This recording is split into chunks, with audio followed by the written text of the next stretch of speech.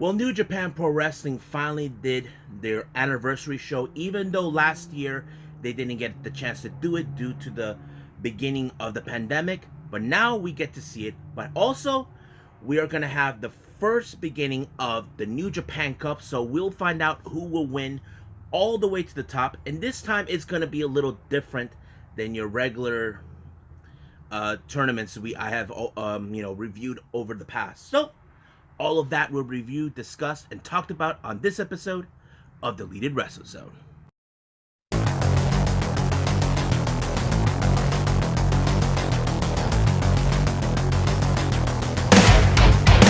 Are you ready? Get up, get up! Get up, get up! Get up, get up! Get up, get up! Get up, get up! Get up, get up!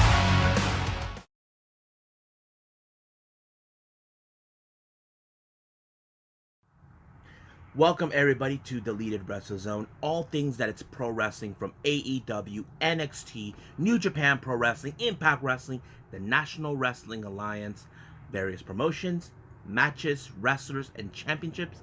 I'm your host, J-Rod here. So let's begin with the first show from New Japan Pro Wrestling, the anniversary show. Now, I did mention in the beginning, they didn't get a chance to do this last year due because of the restrictions that took place with the pandemic. As you know, many of the shows were canceled, like the Best of Super Juniors, the New Japan Cup, but they actually picked up the slack for that, so no anniversary show took place. But this particular anniversary show is a traditional. You see, if you guys aren't aware, or those who are new to the channel should know, in the anniversary show they normally have the tradition of the heavyweight champion facing the junior heavyweight, and this time it became, who we all know is Kota Ibushi, the current IWGP Heavyweight and Intercontinental Champion, is set to face against the newly crowned IWGP Junior Heavyweight Champion and the one half of the IWGP Junior Heavyweight Tag Team Champion, Desperado, or Despy as people call him. So let's get started from start to finish, because that particular match is the main event. First match, we have Suzuki-gun, consistent of Doiki, Zack Sabre Jr., Minoru Suzuki, and Taichi, taking on Gabriel Kidd, Master Wato, Tomoaki Honma, and Hiroki Goto. Sorry about that, nosy neighbors. Anyway, this is one of those, some of these competitors are going to participate in the New Japan Cup, but it was a very interesting match, not to mention, as you know, Suzuki-gun are the most dangerous faction ever. They like to beat up people, especially Minoru Suzuki, who we all know him as the King. But however, this time it was Hiroki Goto and the rest of his team that continued to win the match. But however, it seems like more fights began. But we'll keep on moving forward with the whole thing with this one. Next match, we have Bullet Club, Taiji Shimori, Chase Owens, and the return of Kenta without the IWGP United States Championship, and Evil, and Jay White, taking on Ryusuke Taguchi, we haven't seen for some time, Toa Hanara, and Dave Finlay, and Juice Robinson, and Hiroshi Tanahashi. Basically, this is another match where Bullet Club likes to get away with things. Don't forget, Evil has Dick Togo and Jay White has Geto. These two guys will always do whatever it takes to ensure that both their investment win their matches, and frankly, that's exactly what happened. So practically, there'll be more of this, but Bullet Club won this match. The next match, we have LIJ's Bushi, Sanada, and Shingo taking on Chaos members Sho, Tomohiro Ishii, and Kazuchika Okada. Now, keep in mind, in this particular match, in some parts of the match, I starting to see Ishii seems like he's interested in taking on Sanada. Now, Sanada has been recently been taking on much of the older but tougher individuals like Yuji Nagata and Tomoaki Honma, but he won. But this time he's going against the Stone Pitbull, Tomohiro Ishii. But however, the match ended in chaos favored, all thanks to Sho, who picked up the victory for his team. But however, it appears that this little feud between both Ishii and Sanada is just starting to build up. I'm not sure if these two guys will come across each other in the New Japan Cup in the same bracket or in the same somewhere down the road. But we'll see what happens. All of this. Now, the next two matches are the first rounds of the New Japan Cup. Now, keep in mind, the New Japan Cup is mostly not a tournament with the point-based system that we normally do with, the Best of Super Juniors, Super Junior Tag League, the World Tag League, and G1. It's mostly like a standard regular tournament that we see where the individual who loses, they're out. They're gonna do that, but however, there is two wrestlers that are not going to be in the first round, but they are involved in the second round, and that is, I know one of them is the Ace, Hiroshi Tanahashi.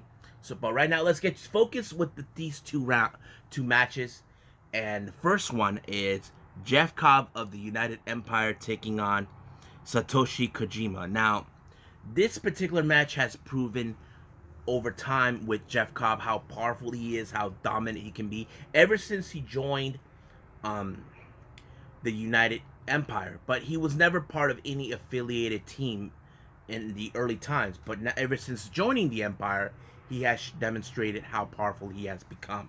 And this allowed him to win and advance in his match. Now the next match, well, this one was more of a killer match. It's the Great Khan taking on Tetsuya Naito.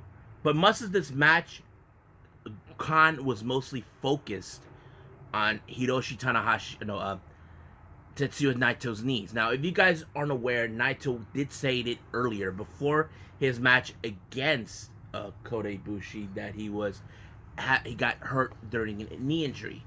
Now, Khan is very methodical about exploiting his opponent's weakness or anybody that he faces. And that's what exactly he did.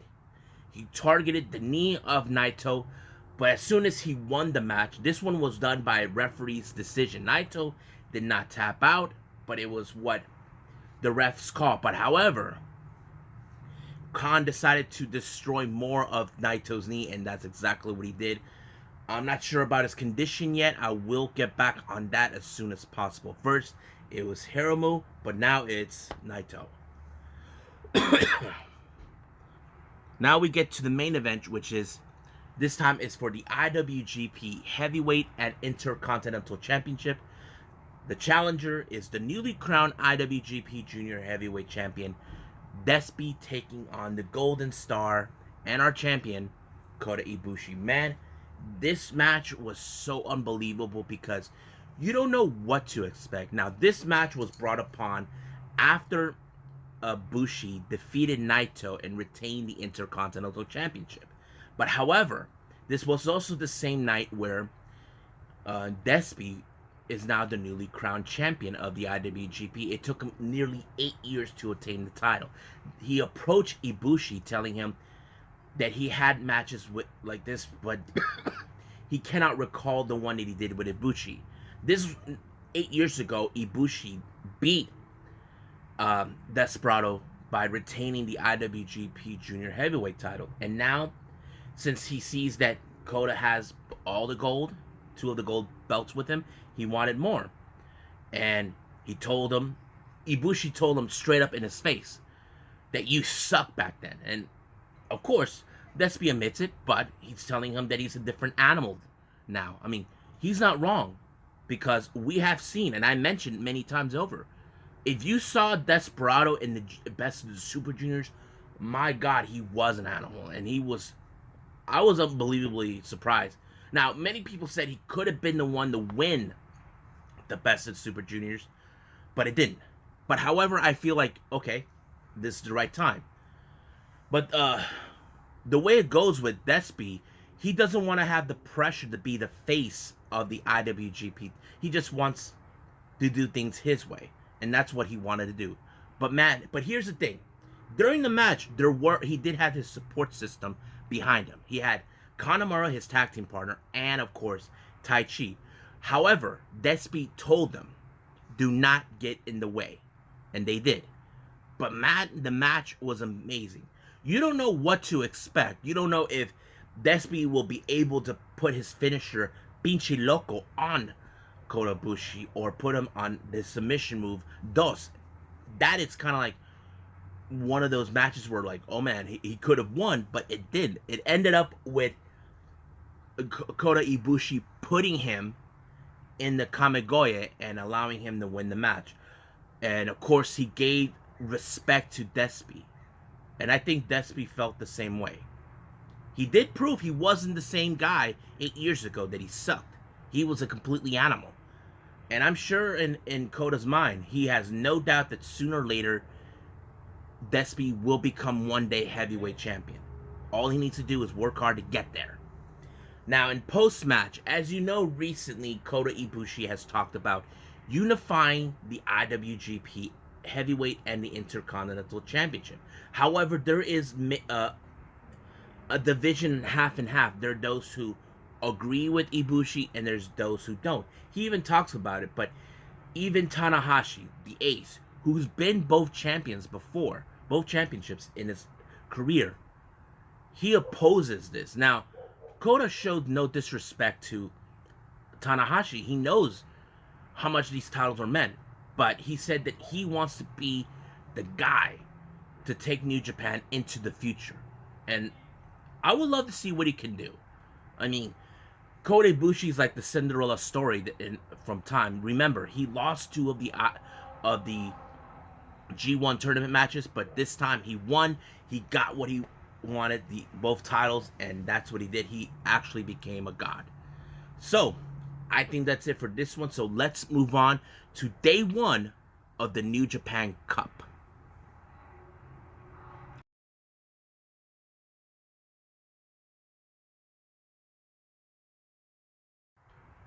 Alrighty, so we got day 1 of the New Japan Cup 2021. So basically, we only got 2 matches from that, but let's go from the opening matches that they have.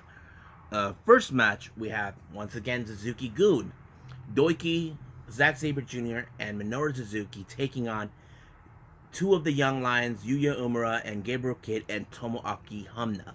Now, this is another one of those example matches, so we could see another story build up. As you know, we've seen over time how Suzuki-gun likes to face against anybody that gets in his way, or wants to be facing against anybody who can hit him so hard. But however, that kind of match ended up in the favor of Suzuki-gun winning their match. But in post-match, you see the melee from both sides. Gabriel Kidd wants to have a fight with Zack Sabre Jr. and of course Tomoaki Honma with Minoru Suzuki. So basically, we're going to see more of this feud down the line. Next match, we have Bullet Club members Taiji Shimura, Chase Owens, Yujiro Takahashi, and Evil taking on Tiger Mask, David Finlay, Yoshihashi, and Hiroshi Tanahashi in this particular match. In this, however, was another example where those are mocking the Bullet Club mocking each other. Taichi actually mocked Tanahashi because he believes that he's not the same ace anymore, even though he's the never openweight champion. But once again, in this particular match, it was the spoiler Dick Togo who made sure that this team won their match, and that's what he did. So it ended in Bullet Club's favor. But it's not the end of it with Dick Togo and Evil. I'll explain a little bit. Next match, we have the United Empire. Great-O-Khan and Jeff Cobb, Will Ospreay, along with Bea Priestley, taking on Master Wato, Satoshi Kojima, and Hiroyoshi Tenzan. Now, keep in mind, Great-O-Khan has mocked Tenzan too many times. The entire United Empire mocked Tenzan for not able to use the Mongolian chop until recently, near the end, somewhere down in Castle Attack, where he violated the band of agreement. But this time, he did it. Tenzan chopped what's his name, Great Okan, which is a violation of that. But however, I doubt there's gonna be any reprimand on Tenzon's part, for violating the terms of agreement. But however, the match did end it in favor of Jeff Cobb when he did some ridiculous move where it's like a power bomb, then he switched it to the Tour of the Islands, winning the match, pinning Master Wato. Now, however, Jeff Cobb made one mistake in post-match. He decided to mock a certain individual I already mentioned. I'm talking about Evil. So he decided to mock Evil, but however, Evil wasn't going to take that too lightly, so he showed up along with Nick Togo, putting the garrote on him, trying to choke him out. So basically, Evil got the attention. He made an example out of him, and of course, here comes the other members of the United Empire to help, but Evil and Togo actually ran. So, if I were you, Jeff Cobb, be careful what you do, because you may lose your spot to advance in the New Japan Cup. And if he does, this most likely be a feud between Evil and Jeff Cobb. But we'll see what happens. Now, this next match, well, these next two matches are part of the New Japan Cup tournament with two matches. First match, we had Balak Fale and Toru Yano. Now, keep in mind, Fale still has his issues with Yano. Keep in mind, he did try to challenge Yano for the KOPW Professional Trophy last year, and he lost. And now, but this time, Yano tried to play up his tricks, but there was near the end, Fale tried to play one of his. It backfired. What he did, he taped up Yano's hands around the rail of the turnbuckle to tie him up. Now, while this was happening, the referee was counting. So what happened next? Yano kicked Fale in the groin. But this allowed him to turn his body around to ensure he's still in the ring, but somehow was able to advance in the cup tournament. So Fale realized, I don't know what he was thinking. Somehow Yano was able to overcome this, but I don't know. But I don't think this is going to be the final trick that anybody tries to play on Yano. I mean, who forgotten about his little fun stint in the G1. But let's move on to the final match. This one was between Taichi and Hiroki Goto. Keep in mind, Taichi has been trying to push himself to be the bigger star. But this time, he has to go against the fierce warrior himself, Hiroki Goto. But you wouldn't expect Taichi try to outsmart him, but this time, no. This time, Goto overcome it. Now, there was no English commentary in this particular one. But however, I'm okay with Goto winning. But do I think he's going to win the cup? Not a chance. There are other competitors there. But keep in mind, this is only day one of the New Japan Cup. So I think that's it right now for this. So right now I'm going to throw in some news updates for all of you guys. So let's do that right now.